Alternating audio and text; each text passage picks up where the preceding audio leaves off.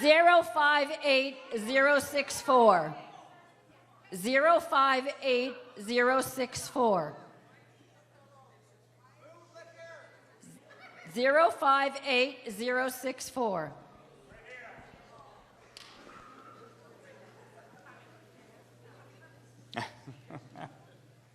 Good job, Don.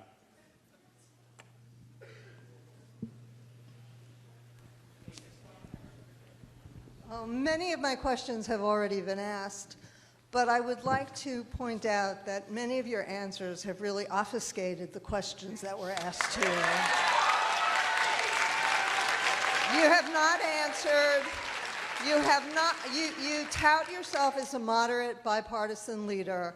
I would like to see Congress put together a coalition of people who could actually do something about the cuts that have been made to Medicare, Medicaid. There have been no cuts to Medicare. Excuse me, let me finish. There have been no cuts to Medicare. Ma'am, Excuse if me. you're going to say something demonstrably false, I'm going to correct you. The agencies that run Social Security, Veterans Affairs, Medicaid, education, are welfare programs to help people overseas, to prevent disease coming to this country.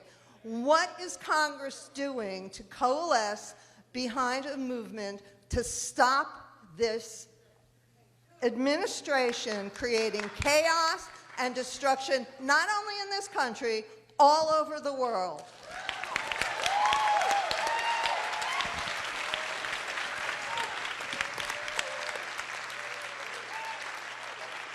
So you talked about foreign aid with respect to diseases, right? And preventing diseases around the globe. One of the things that I did immediately with respect to USAID was reach out to Secretary Rubio with respect to PEPFAR. PEPFAR has been one of the most consequential and significant foreign aid initiatives ever created by the United States. It has saved over 25 million lives around the globe, and you're talking about $80 on an annual basis per individual. It is one of the most effective programs. And I reached out immediately to make sure that while there was a 90-day pause on foreign aid, that they provided the waiver for PEPFAR to make sure that that program continued forward.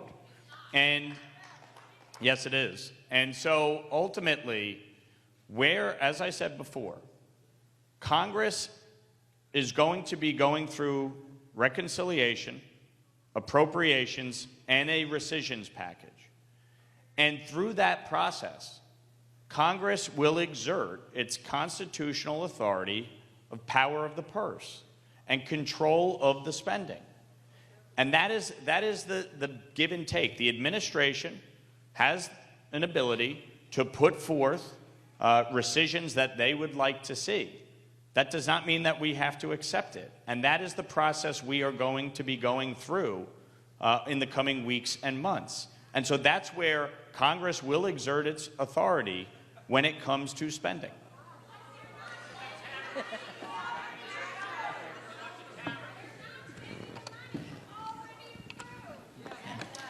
Under the Impound Control Act, the administration has the ability to offer a rescission. Congress can either rescind or reject. That is the process. 058063. 058063. Get another one. 058063. 280. Got it?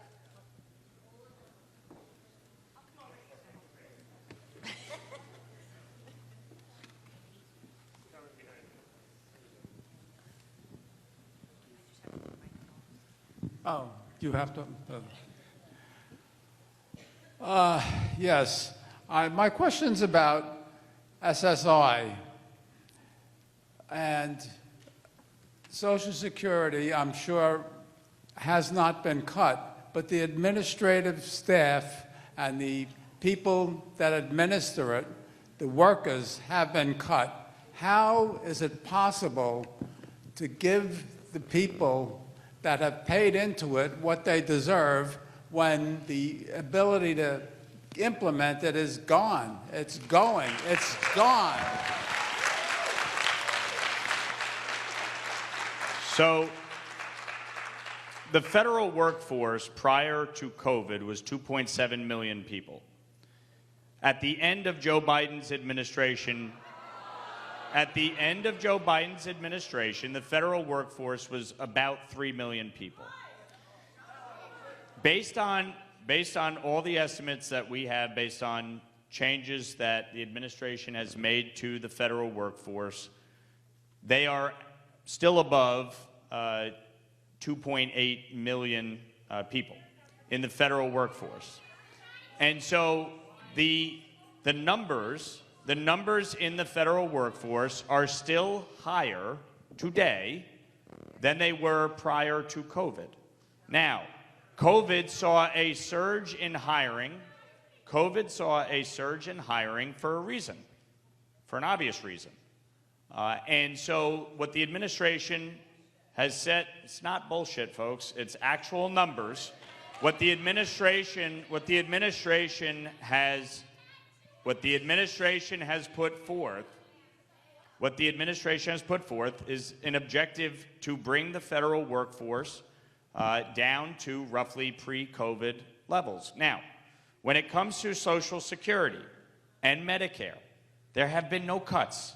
Nobody has received a cut in benefits. There's not a single person in this room that is on Social Security or Medicare that can honestly stand here and say that they have received a cut, because you haven't. Now, with respect to